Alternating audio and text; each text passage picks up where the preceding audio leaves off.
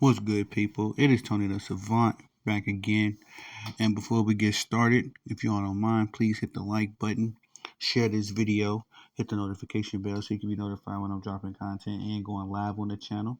If you haven't already, please subscribe to the channel as we drop content daily here, go live daily.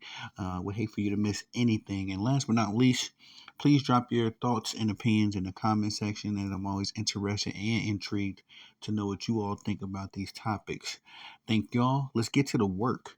As we're talking about the Detroit Lions, one of my rivals in the NFC North, as I am a Green Bay Packers man.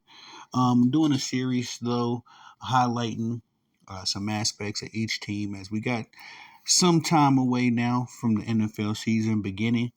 But I just kind of was going through each team and kind of seeing uh, what changes they made in the off season, and how they're going to look for next season.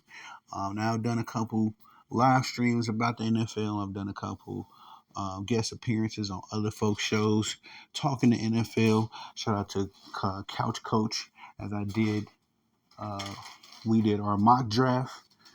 Excuse me, we did a mock draft, but I did my portion of the mock draft on his channel. So if y'all don't mind, please swing by Couch Coach and check out that mock draft if you haven't checked it out already. But I've been talking a little NFL in doses, and now that the NBA is over, boxing is kind of chill right now. I want to get into the full swing of things. So, but nonetheless, let's go through what I think are going to be the top offensive lines for 2024. And I got to start with the Detroit Lions. And I got some notes. Hold on. Let's see. Let's see what the O line was ranked last year. Detroit Lions offensive line rankings. Yep, they were the number one ranked offensive line last season. And I don't want this. Let's see if this. Looking for this particular website that shows you a bit of a breakdown of what they were doing.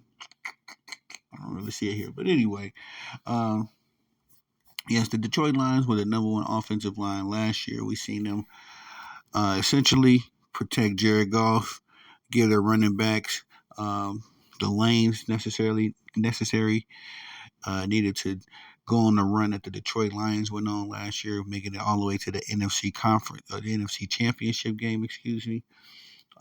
As an NFC North rival, my Green Bay Packers, I was thoroughly impressed with the Detroit Lions. But my prediction for them this year is that they'll kind of return back to form, get back to looking like the traditional Detroit Lions that we're accustomed to seeing. Um, Now I know I sound like a bit of a hater. I am a Packers fan, so disclaimer there. But let's look at this O line. Why don't we? As Panay Sewell was the league's highest graded offensive lineman last year.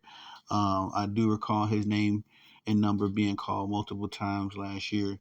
I'm not positively sure that if Panay missed any games, and I'm not even sure if I'm saying his name right, y'all. Forgive me. I'm not too familiar with the Detroit Lions players like that. As I was doing my research, I was getting to know some of these guys, but I'll be transparent.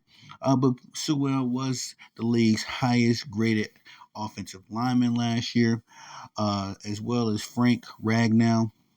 He was the number one center in the NFL last season for the Detroit Lions. The Detroit Lions have lost left guard Jonah Jackson in free agency. I believe he signed with the Rams. I had to triple check on that one. In his absence, the offensive linemen have been able to acquire Kevin Zeitler from the Ravens, who was another notable guy. I heard his name called a lot last year. And uh, offensive line coach, Hank Fraley has been singing the praises of his newly acquired veteran offensive lineman Zeitler. I've seen an interview where he was just really praising him and mentioning how Zyler has really taken on the young guys under his wing as a 34-year-old vet in the league, and he's really been guiding them.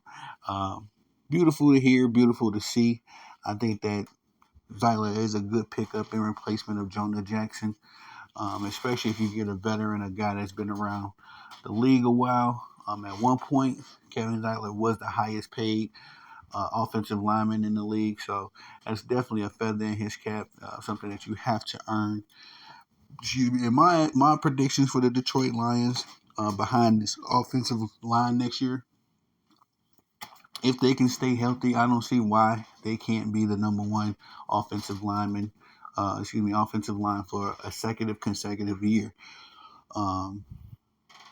Because at the end of the day, they got a complete package. I mean, the offensive the skill set positions in the offense for the Detroit Lions is elite. Just paid Jared Goff, so they locked him in. They got one of the best running back rooms, and we'll discuss other aspects of the Detroit Lions as we move forward, breaking down this series. But I think that the offensive lineman can easily be number one next year.